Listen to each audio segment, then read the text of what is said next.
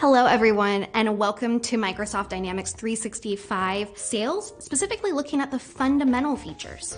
Within this learning path, we're going to have the opportunity to explore the entire customer lifecycle. What happens when you have leads and those leads move into opportunities? And how can you close those leads? And more importantly, how can you close them faster? After going through this learning path, you're going to have a better understanding of the entire customer journey. And then if you're a sales manager, you're really going to like all of the different tools and dashboards and reporting to help make sure that your sales teams are focused on the right customers that are the closest to close. We'll also have an opportunity, and I think you'll really like this, to explore some of the different integrations with the Sales Navigator and our integration with LinkedIn. It's a really powerful tool, and I know that you'll enjoy it. So have fun and happy learning.